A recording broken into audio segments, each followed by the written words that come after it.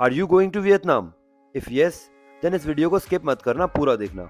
Hi, we are Cyrus Talks और आज मैं आपको लेके चलूंगा हमारे 8 डेज की वो अनफॉरगेटेबल जर्नी जो वियतनाम में अलग अलग जगह पे हमने बिताई थी। आज आपको मैं डे वाइज बताने वाला हूँ कि कहाँ कहाँ पे हम गए थे, क्या क्या हमने किया और आप क्या क्या कर सकते हैं। तो प्लीज इस वीडियो के साथ बने रहिए and please do like this video, share and subscribe the channel. So आज है डे 1 और आज हम जा रहे हैं दिल्ली टू फुकॉक और हमारी फुकॉक की फ्लाइट है वियतनाम एयरलाइंस की, जो कि हम जाएंगे Delhi to Hanoi and then Hanoi to Phu Quoc. और फुकॉक का हमारा प्लान इसलिए बना क्योंकि फुकॉक वियतनाम के साउथ में है, तो हमारा प्लान था कि हम साउथ से नॉर्थ की तरफ जाएंगे वियतनाम की, कि पूरा जो जो चीज़ें सिटीज़ हैं वो कवर कर सकें। सो हम फुकॉक में आज हम पहुंच चुके हैं। फुकॉक पहुंचते ही हमने सबसे पहले अपने रिजॉर्ट में हम पहुंच गए।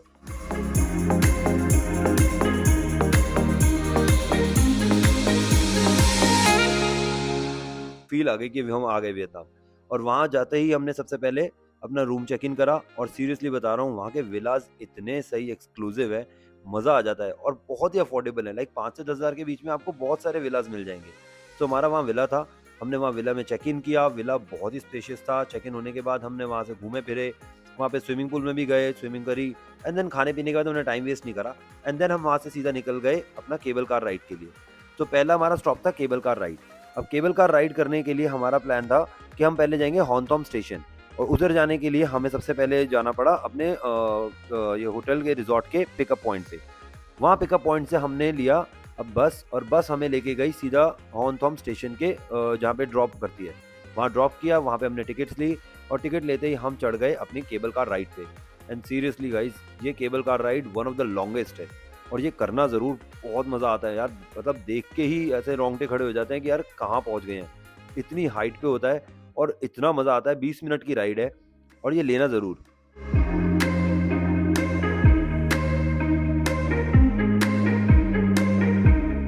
बहुत अच्छा लगा था। वहाँ से जाने के बाद आप जब वहाँ उतर जाएँगे तो वो एक जगह है जो अम्यूज़मेंट पार्क है। तो वहाँ आप घूमो फिरो, खाओ पियो। वहाँ पे वाटर पार्क भी है, अगर आपके पास टाइम हो तो आप वाटर पार्क भी जा सकते हो, बट हम गए नहीं थे। हम वहाँ से वापस आ गए। एंड देन वहाँ पे एक जगह थी किस ऑफ द सी ब्रिज। तो किस ऑफ द सी ब्रिज वहाँ का एक बहुत ही रोमांटिक ब्रिज है, जिसको बहुत रोमांटिक बोलते भी हैं। और वैसे भी सही बताऊँ तो अगर आप सनसेट के टाइम पे जाएंगे तो बहुत सुंदर दिखता है यार। सामने एक रोनम नाम का कैफे भी है, हमने वहाँ पे ही डिनर किया था, तो वहीं पे बैठ के हम उसका व्यू ले रहे थे। तो ऐसे हमारा डे 1 वहाँ पे खत्म हो गया और वहाँ से खत्म करके हम सीधा वापस अपने रिजॉर्ट आ गए। सो आज है डे 2 और आज हमारा प्लान है नॉर्थ फुकॉक को एक्सप्लोर करने का।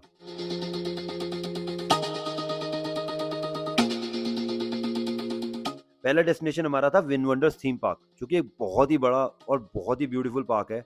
तो स्टार्टिंग फ्रॉम विन वंडर्स के हम स्टार्टिंग में एंटर करें। वहाँ से करते ही हमने सबसे पहले तो राइड्स की तरफ गए। वहाँ पे एक बहुत अच्छी रोलर कोस्टर राइड थी, जो कि वहाँ की आई थिंक बोलते हैं एशिया की द बिगेस्ट वन है।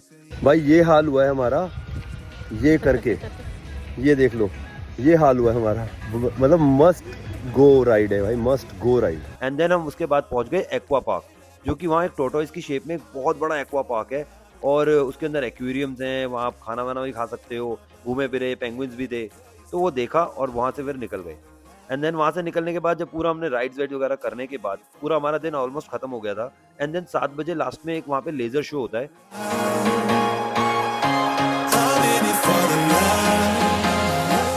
वहाँ आप जाइए 7 बजे और 7 से 8 आई थिंक वो शो होता है। 1 घंटे का शो था, बहुत मज़ा आया था देखने में यार। एंड देन वहाँ ख़त्म करने के बाद हम वहाँ से निकल गए एंड देन वहाँ से हम गए ग्रैंड वर्ल्ड। ग्रैंड वर्ल्ड एक ऐसी जगह है जहाँ आपने गोंडोला राइड्स तो सुना ही होगा। गोंडोला राइड्स वेनिस में जो चलती हैं, सेम उसी तरीके की गोंडोला राइड्स भी यहाँ पे ही चलती थी। आप ये कर सकते हैं शाम के टाइम पे। और यहाँ पे भी एक लेज़र शो हो रहा था, वो हमने देखा, गोंडोला राइड्स करी एंड देन वहाँ से भी हम निकल गए। ये हमारा पूरा डे 2 ऐसे खत्म हो गया। सो आज है डे 3 और आज हम पहुंच गए हैं दनांग। हमने कल वहां से नॉर्थ फुकॉक से हम निकल गए थे और फुकॉक से हमने फ्लाइट ली दनांग के लिए। दनांग पहुंचते ही हमने सबसे पहले अपना होटल चेक इन करा। होटल हमने लिया था माइके बीच के जस्ट सामने, ये मेन डाउनटाउन एरिया था, वहीं पे हमने लिया था एंड बहुत मजा आया। ये रेडिसन की कोई रेडिसन रेड नाम का होटल है, वहां पे हम आए थे। और यहाँ से व्यू देखिए कितना सेक्सी व्यू था यार, मतलब सीरियसली बीच के सामने का व्यू था। ये सामने जो बीच देख रहे हो यही है माइके बीच। हम यहाँ पे गए, शाम को एक्सप्लोर किया, खाया पिया और वैसे भी 2 दिन से हम एग्जॉस्ट हो गए थे, तो आज हमारा प्लान था थोड़ा रेस्ट करेंगे। तो माइके बीच हम गए, खाया पिया एंड देन उसके बाद शाम को वहाँ से निकल पड़े फोटो क्लब पे। फोटो क्लब जस्ट माइके बीच के सामने ही था, बहुत सेक्सी क्लब है। वहाँ पे नाइट लाइफ आप देखना, बहुत मजा आया। पूरी इवनिंग इतनी बढ़िया पार्टी मैंने आज तक नहीं देखी, तो वहाँ पे जाना जरूर। तो ऐसे हमारा डे 3 निकल गया। आज है डे 4 और आज हमारा प्लान है बाना हिल्स जाने का। बाना हिल्स आपने सुना ही होगा, गोल्डन हैंड ब्रिज जो कि सबसे पॉपुलर जगह है, आपने इंस्टाग्राम पे भी देखा होगा, वियतनाम की one of the most popular place. So आज हम बाना हिल्स के लिए निकल गए हैं। सुबह सुबह 8 बजे हमारी बस आ गई थी, जो हमने होटल से ही पिक किया, और वो 1 घंटा दूर था। वहाँ जाने के लिए हमने पहले ही क्लूक ऐप से टिकट्स अपनी ले ली थी, जो कि करीबन करीबन 3 साढ़े 3 हज़ार रुपए की पर पर्सन पड़ती है। तो बस हमें पहुँचा दिया सन वर्ल्ड। सन वर्ल्ड में ही हमारा जो ये गोल्डन हैंड ब्रिज है, जो सन वर्ल्ड में ही है। यहाँ पहुँचते हमने अपना पहले केबल कार राइड ली। यहाँ पे जाने के लिए सब जगह आपको केबल कार राइड ही लेनी पड़ती है मोस्टली जगहों पे। तो केबल कार राइड से हम पहुँच गए सीधा ऊपर। ये भी 20 मिनट की थी और ये उसकी हाइट बहुत ज़्यादा थी।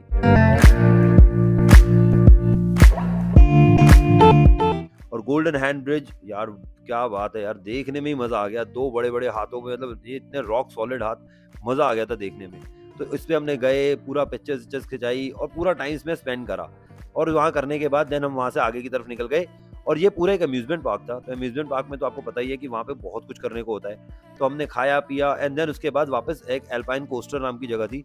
Alpine coaster is a coaster, like it's a ride जो कि ऊपर से नीचे की तरफ आती है और उसको खुद आप चलाते हो। तो वो करना ज़रूर, बड़ा मज़ा आया था देखने में। तो वो सब कुछ करने के बाद पूरा बचपना याद आ गया था। वो करके हमारा डे 4 ऐसे ही निकल गया था। हम बस लेके वापस अपने होटल पे आ गए थे। तो ये हमारा था डे 4। आज है डे 5। आज हमारा प्लान है कि हम जाएँगे हुआ इन। हुआ इन एक ऐसी जगह है जहाँ पे आई थिंक आपने कोकोनट बोट राइड सुनी होगी। तो हमने अपने होटल से ही वहीं से कैब बुक करी और वो 1 घंटा दूर थी दनांग के डाउनटाउन से। वहाँ से कैब बुक करके हम पहुँच गए हुआ इन। तो वहाँ पे पहुँचते ही सबसे पहले कोकोनट राइड के लिए कोई एक जगह बनी हुई थी कैफ़े, हमने सीधा गूगल मैप पे डाला और हम वहाँ पहुँच गए। वहाँ पहुँचते ही कोकोनट राइड करी, जो कि बहुत ही मज़ेदार थी यार, सीरियसली मैं करना ज़रूर। और उसके प्राइस था 1 लाख दिनांग।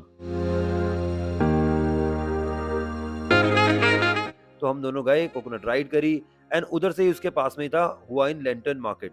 लैंटर्न मार्केट भाई बहुत ही सही देखने में तो थी, बट सीरियस बताऊँ ओवररेटेड लगी। मेरे कोई ज़्यादा खास नहीं लगा था। हम गए थे क्योंकि सुना बहुत था और पास में थी उसके, इसलिए वहाँ चले गए, थोड़ा घूमे फिरे एंड देन वहाँ से वापस निकल गए और वापस होटल आ गए।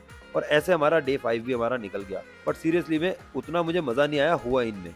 But coconut ride must do, please करना ज़रूर।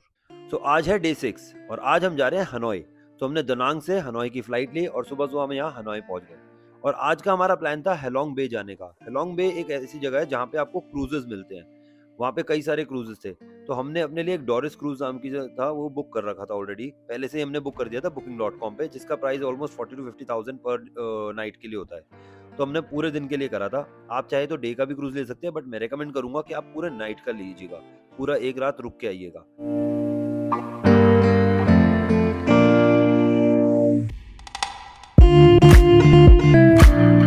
तो पूरा दिन हमने क्रूज़ पे रहे, खाया-पिया, घूमे। क्रूज़ हमें बिल्कुल सेंटर ऑफ द सी के बीच में लेके गई थी हेलोंग बे की जगह पे, जहाँ पे सामने माउंटेन्स से बहुत ही ब्यूटीफुल जगह थी। रात को तो स्पेशली बहुत अच्छा लग रहा था देखने में। मेक श्योर आपका फ़ोन वहाँ काम नहीं करेगा, तो नेटवर्क बिल्कुल नहीं होते। वाईफ़ाई होगा, वाईफ़ाई से आपको काम चलाना पड़ेगा, जो कि बहुत स्लो था। तो ऐसे हमारा डे 6 पूरा निकल गया। आज है डे 7। तो डे 7 पे हम आज भी क्रूज़ पे ही हैं। तो क्रूज़ पे हमें उन्होंने आज कहा था कि आज एक्टिविटीज़ होनी थी। तो नेक्स्ट मॉर्निंग जब हम उठ गए सुबह-सुबह, तो हमें सबसे पहले वो लेके गए कयाकिंग के लिए। कयाकिंग करी, बहुत ही सही एक्सपीरियंस था। सीरियसली मैंने तो पहली बार करी थी और मुझे बड़ा अच्छा लगा था। एंड देन वो हमें लेके गए ब्राइट केव्स में। ब्राइट केव्स भी बहुत सही देखने की चीज़ थी। बट सीरियसली बताऊँ तो मतलब इतना कुछ देख लिया था कि मैं क्या ही बार-बार आपको बताऊँ, बट अच्छा लग रहा था, एक्सपीरियंस है तो करना ही चाहिए। जब आप नए देश में आते हैं तो ये सारी चीज़ें करनी भी चाहिए। वहाँ पे बहुत कुछ करने के लिए था, अगर आप चाहें तो स्विमिंग भी कर सकते हैं, फिशिंग भी कर सकते हैं। बट हमने ये 2 चीज़ें करी एंड देन हमने घूम फिर के देन वो हमें वापस क्रूज़ पे लेके आ गए और वहाँ से हमारा चेकआउट हुआ और चेकआउट करके हम सीधा वहाँ से निकल गए अपना वापस हनोई के लिए। सो आज है डे 8 और आज हमारा लास्ट डे है हनोई में। तो आज हमारा प्लान था कि हनोई में जो बाकी बची हुई चीज़ें हैं वो ज़रूर करें। और उसमें थी सबसे पहले नंबर पे ट्रेन स्ट्रीट। ट्रेन स्ट्रीट के बारे में तो आपने सुना ही होगा, इंस्टाग्राम पे भी बहुत ज़्यादा वायरल थी। तो यहाँ पे तो जाना बनता ही है। तो हम यहाँ पे गए साउथ वाली साइड से, यहाँ जाना ज़रूर। बहुत सही जगह यार, मतलब ट्रेन 2-3 इंच के दूरी पे ही आपके ट्रेन होती है और आप वहाँ खा पी रहे हो, बहुत सही आता है फ़ील। वहाँ ट्रेन स्ट्रीट पे गए, खाया पिया एंड देन वहाँ से निकल के पिक्चर्स विक्चर खिंचवा के हम सीधा पहुँच गए शाम को अपना Beer Street. And Beer Street Hanoi के डाउनटाउन वाले एरिया में है, ओल्ड क्वार्टर में। वहाँ पे तो भाई पार्टी अलग ही लेवल पे हो रही थी।